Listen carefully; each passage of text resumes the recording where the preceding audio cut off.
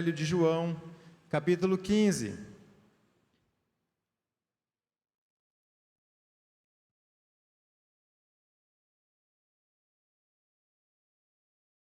E o tema é glorificando a Deus pelos frutos.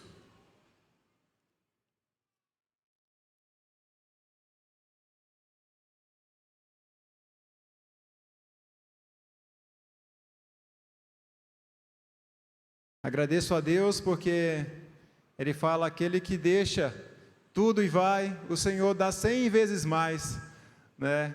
Então é um privilégio estar aqui com mais de 100 vezes mais do que Deus me deu de estar aqui com os irmãos, né?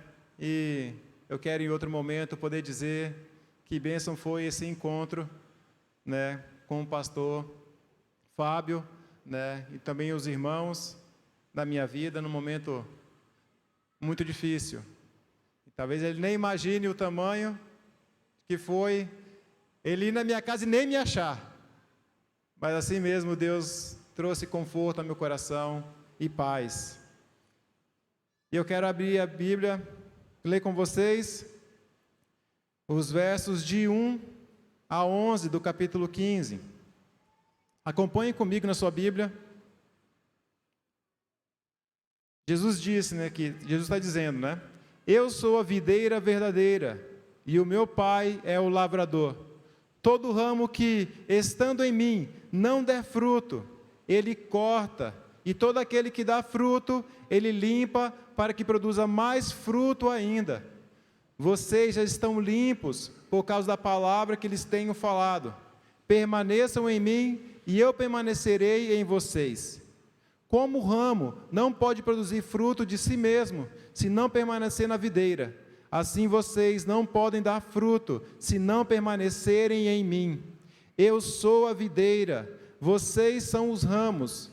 Quem permanece em mim, e eu nele, esse dá muito fruto, porque sem mim vocês não podem fazer nada.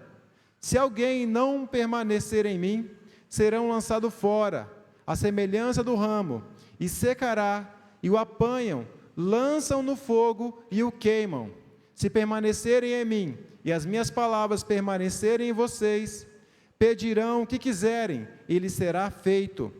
Nisto é glorificado o meu Pai, que vocês deem muito fruto, assim mostrarão que são meus discípulos. Como o Pai me amou, também eu amei vocês, permaneçam no meu amor. Se vocês guardarem os meus mandamentos, permanecerão no meu amor. Assim como também eu tenho guardado os mandamentos de meu Pai, e no seu amor permaneço. Tenho-lhes dito estas coisas, para que a minha alegria esteja em vocês, e a alegria de vocês seja completa. Amém?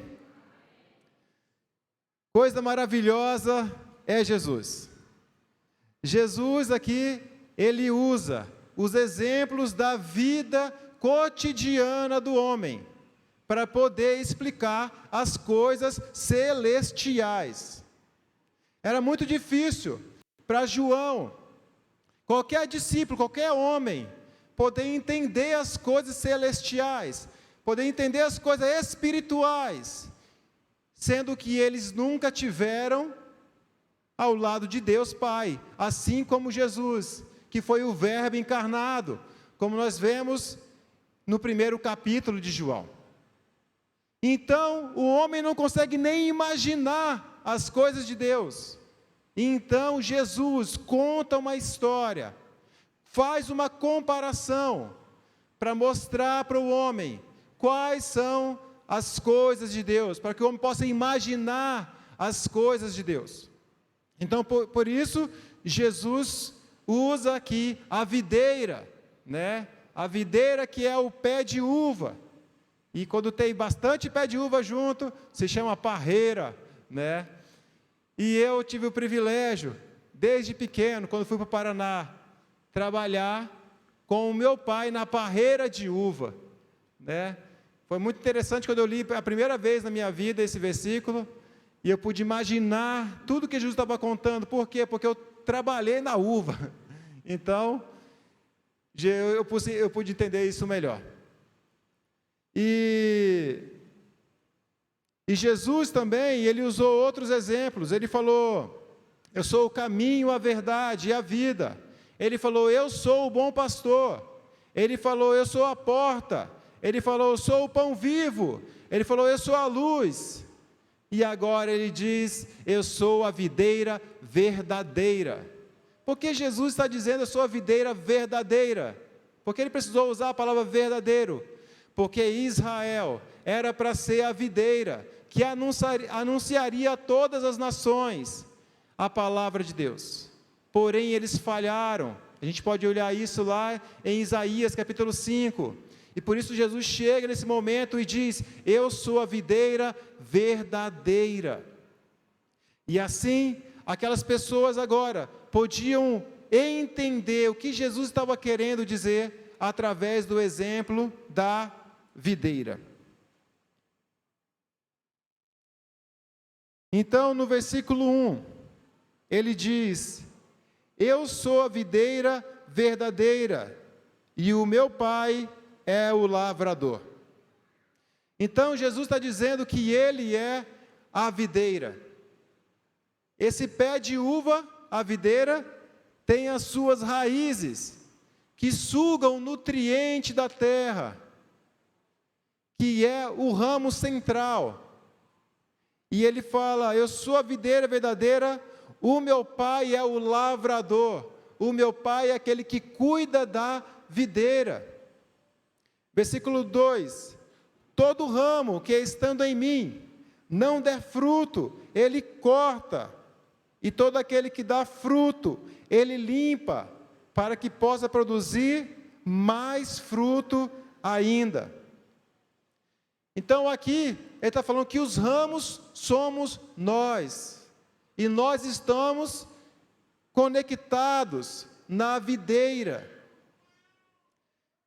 E a videira que puxa da terra os nutrientes, ela passa os nutrientes para os ramos, e os ramos podem produzir fruta, porque estão enxertados na videira verdadeira que é Jesus. Aqui existe uma conexão orgânica entre a videira e o ramo. E assim também, através de Jesus, nós temos uma comunhão, uma conexão, através do Espírito Santo de Deus, com Deus, o nosso Pai. Mas ele fala que o ramo que não dá fruta, ele corta. E realmente é isso, irmãos. Eu lembro até hoje, que quando eu estava ali escolhendo qual galho eu iria ter que escolher, eu olhava aqueles galhos fortes, e eu falava: esse aqui vai dar fruto, e podava para dar mais fruto ainda. E aqueles mirradinhos, velho, que não estava prestando para nada, eu falava assim: que não vai dar nada não. Eu cortava fora. E eu estava sendo ali o lavrador, podando, cortando, ajeitando toda a videira. E ali também a videira mostra também o corpo de Cristo, onde Cristo é o cabeça, e nós fazemos parte do seu corpo. Então, dentro da videira, nós somos os ramos. E essa palavra cortar, aqui no original, ela também significa levantar. Porque se a videira, o ramo cai no chão, ela não produz uva. Porque a uva é uma espécie de árvore, de planta, que ela só dá se ela estiver trepada em alguma coisa. Por isso você vê ou você já foi numa parreira, ou você viu pela televisão, pela internet, que elas são todas montadas em cima de estruturas de arame, para que ela possa dar muito fruto. Então, Deus, Ele corta aquele ramo que não dá fruto.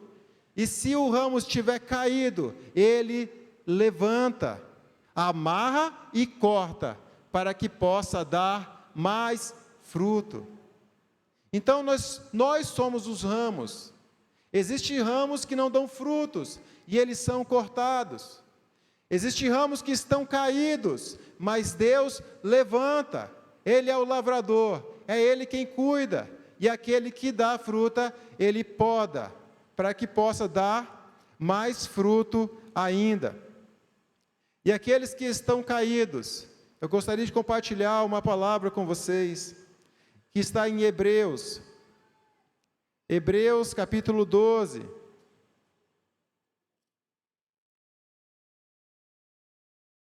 Versículo 5 e 7. E se vocês se esqueceram da exortação que lhes é dirigida como a filhos, filho meu, não despreze a correção que vem do Senhor, nem desanime quando você é repreendido por Ele, porque o Senhor corrige a quem ama e castiga todo filho a quem aceita. Se nós estamos precisando da disciplina do Senhor, é porque o Senhor nos ama. Eu ouvi uma frase de um pastor uma vez, eu achei maravilhosa.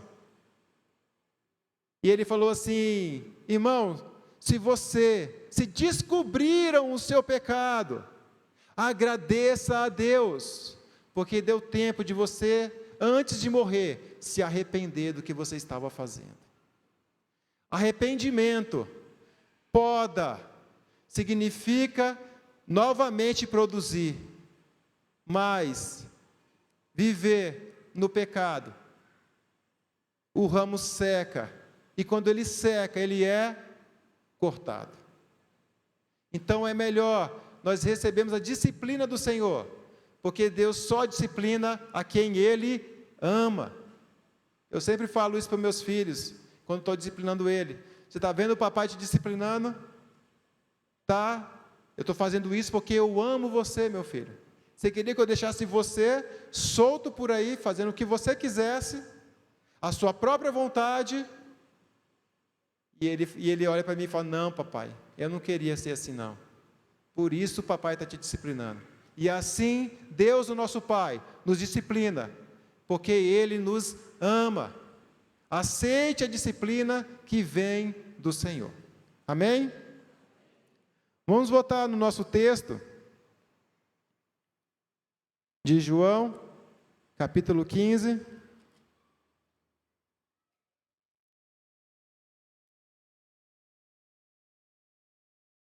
Versículo 3. Vocês já estão limpos por causa da palavra que lhes tenho falado. Então Jesus disse aos discípulos ali: vocês estão limpos pela palavra que Jesus tenho falado. Nós estamos limpos porque Jesus Cristo perdoou todos os nossos pecados. Ele perdoou nossos pecados passados e os nossos pecados futuros. Ele perdoou todos os nossos pecados. E nós agora estamos limpos. Mas ele fala nesse texto aqui que nós estamos limpos por causa da palavra de Deus. E é aqui que eu quero me deter um pouquinho e dizer para você: se apegue à palavra de Deus. Leia a Bíblia constantemente. Na minha vida, e eu sei que cada um aqui pode contar várias experiências, de que aquele momento em que você pegou a palavra de Deus, e você leu a palavra de Deus, e a palavra de Deus fez você novamente voltar para o caminho, fez você novamente refletir sobre a sua vida com Deus, fez você se arrepender dos seus pecados, fez ver você quão você estava distante, e a palavra de Deus nos mostra quem é Deus e quem é o Pai, e ela nos limpa. Deus limpa as nossas vidas. Deus poda o galho para que possa dar mais fruto. Se nós não estivermos limpos, nós não podemos dar frutos. E a palavra de Deus nos limpa. E essa palavra, que é inspirada pelo Espírito Santo de Deus, nós temos acesso à palavra do próprio Deus. Versículo 4. Permaneçam em mim, e eu permanecerei em vocês. Como o ramo não pode produzir fruto de si mesmo, se não permanecer na videira, assim vocês não podem dar fruto, se não permanecerem em mim. O galho de uva, depois que ele é cortado, ele morre, ele seca, porque agora ele não tem mais, ele não está conectado mais à videira verdadeira. E nós também assim, não podemos dar frutos se nós não estivermos permanecendo em Deus, permanecendo em Jesus, que é a videira. E aqui a situação é: eu preciso me submeter a Jesus, a fazer a sua própria vontade, e não mais a minha vontade. Porque quando eu não permaneço, é porque eu não quero fazer a vontade de Deus. Então aqui há uma submissão. É interessante quando nós falamos a palavra, Tu és Senhor. Essa palavra significa, Tu és meu dono. Tu és meu dono. Essa palavra é muito forte, Tu és meu dono. Significa que você não pertence a você. Significa que você não comanda você. Significa que tudo que você tem não é seu. Para pensar nisso. Tudo que eu tenho não é meu. É isso que nós dizemos para Deus. Senhor, Tu és Senhor, Tu és meu dono. E assim, nós precisamos permanecer nele, para que a gente possa ter vida verdadeira. Versículo 5. Eu sou a videira, vocês são os ramos. Quem permanece em mim e eu nele, esse dá muito fruto, porque sem mim vocês não podem fazer nada. Nós não podemos fazer nada. O texto aqui está dizendo, se nós não permanecermos em Jesus. Nós não podemos fazer nada que é da vontade de Deus. Nós podemos fazer várias coisas que são da nossa própria vontade. Nós podemos fazer muitas coisas da nossa vontade, mas apenas se nós permanecermos em Deus, nós vamos fazer a vontade de Deus, porque existe essa ligação que Jesus está querendo ensinar para a gente através dessa história, de que há uma ligação orgânica entre Jesus e nós, entre nós e Jesus, e isso é o que faz nós termos força para dar fruto. Sem Ele, a gente não pode fazer nada.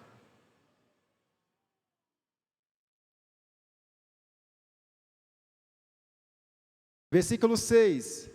Se alguém não permanecer em mim, será lançado fora, à semelhança do ramo, e secará, e o apanham, lançam no fogo e o queimam. É interessante que eu fiz muito isso na minha vida. As parreiras do meu pai eram bem grandes. No tempo que eu trabalhava com ele, era 5.000 pés de uva. E depois que ele cortava todos aqueles ramos, eu saía juntando tudo aquilo. E dava um trabalho grandão. Eu tinha que juntar tudo aquilo, jogar dentro de um buraco, esperar secar e realmente botar fogo. E o texto aqui está dizendo, se não permanecer em Jesus, será lançado fora. O que significa isso? Sem Jesus não há salvação. Sem Jesus não há vida. Sem Jesus, o que existe? Existe apenas fogo. Sem Jesus existe o quê? Apenas destruição. Sem Jesus não há fruta. Sem Jesus não há caminho, não há verdade. Sem Jesus não há segurança, porque Ele é o bom pastor. Sem Jesus você está fora, porque Ele é a porta. Sem Jesus você está nas trevas, porque Ele é luz. Sem Jesus vocês não podem fazer nada. Eu quero falar com você que ainda não teve essa decisão de dizer, Jesus, eu preciso de Ti. Sem Ele, você não pode fazer nada. Sem Ele, você será cortado, lançado fora. E será colocado fogo. Jesus disse: eu sou o caminho, a verdade e a vida. Ninguém vai ao Pai a não ser por mim.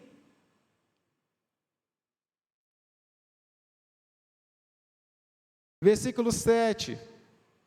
Se permanecerem em mim, e as minhas palavras permanecerem em vocês, pedirão o que quiserem, e lhes será feito. Olha que coisa interessante. Você pode pedir o que você quiser, e lhe será feito. Que tal? Bom demais, não é? É bom ou não é, gente? Você vai pedir o que você quiser. Obrigado, meu irmão. Você vai pedir o que você quiser. O que você quiser. Ele será feito. Mas é claro que você vai pedir apenas aquilo que é da vontade de Deus, porque você está ligado na videira, que dá toda a vida para você. Então você não quer outra coisa. Você não quer fazer outra coisa. Você quer produzir os frutos que estão de acordo com a vontade de Deus. Por isso você não vai pedir aquilo que é para você. Você vai pedir aquilo que é para Ele, que é para a glória dEle. Porque o fruto é para glorificar Ele. Graças a Deus, irmãos. Aleluia. Essa obra é dEle. E Ele vai fazer, graças a Deus. Versículo 8. Nisto é glorificado o meu Pai, que vocês deem muito fruto, e assim mostrarão que são meus discípulos. É vontade de Deus Pai, que é o lavrador, que nós, os ramos, demos muito fruto, porque pelos frutos Ele será glorificado, o nome do Senhor será glorificado. Eu lembro aqui de Atos, no princípio da igreja, a comunhão que os irmãos tinham, uns com os outros, faziam com que as pessoas que estavam ao seu redor, mostravam para as pessoas que estavam perto delas. E aquelas pessoas achavam aquilo ali bonito, de ver aqueles irmãos tendo comunhão, partindo o pão de casa em casa. E Deus era glorificado, e Deus era louvado através daquela atitude daqueles irmãos. Irmãos, os frutos mostrarão que nós somos discípulos. São os próprios frutos, mostrarão que nós somos discípulos. Discípulos são aqueles que seguem alguém. E aqui mostram que nós somos discípulos de Jesus. Quando eu estava vendo aqui levantar essa oferta para aquele homem naquele povoado, eu falei assim: aquele homem, ele é crente. Os irmãos estão levantando uma oferta para ajudar um irmão da igreja. Falei, graças a Deus. E aí eu caí do cavalo. Era para ajudar uma pessoa que ainda não é crente.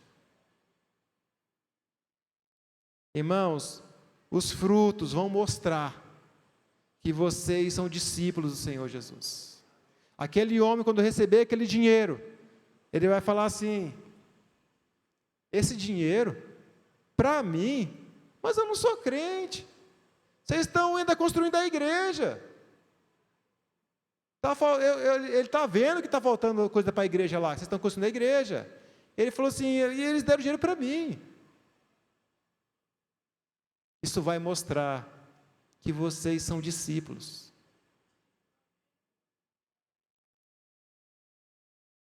Por isso, irmãos, o versículo permaneça. Ele é falado 11 vezes nesses textos, em 10 versículos, ele é falado 11 vezes. Irmãos, permaneçam na videira, permaneçam em Jesus Cristo, permaneçam lendo a palavra de Deus, permaneçam orando, permaneçam se consagrando, permaneçam fazendo frutos que mostram que vocês são discípulos de Jesus. Permaneçam. Eu gostaria de falar a toda a igreja, e também de forma especial, a liderança nessa igreja. O versículos de 9 a 11.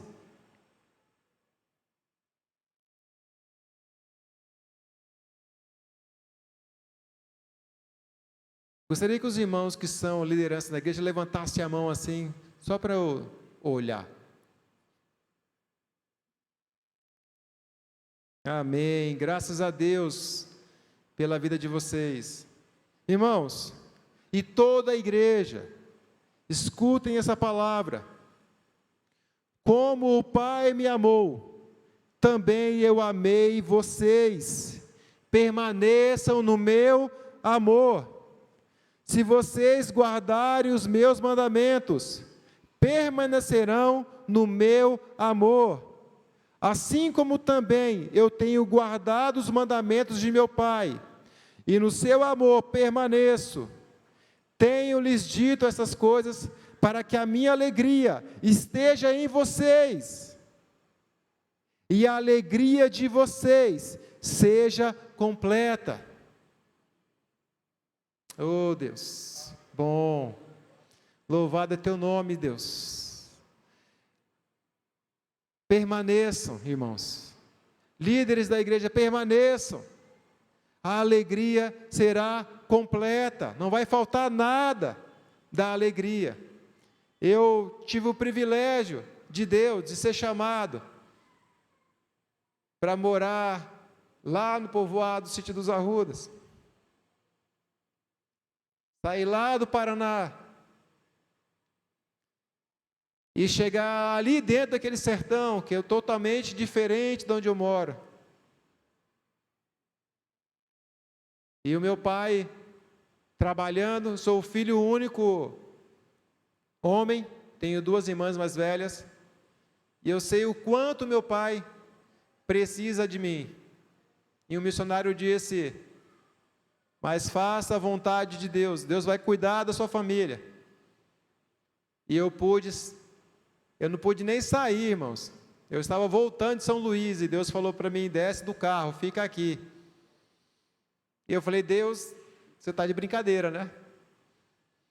E eu fui orar no quarto, e Deus confirmou tudo aquilo no meu coração, e com a liderança que estava junto comigo ali.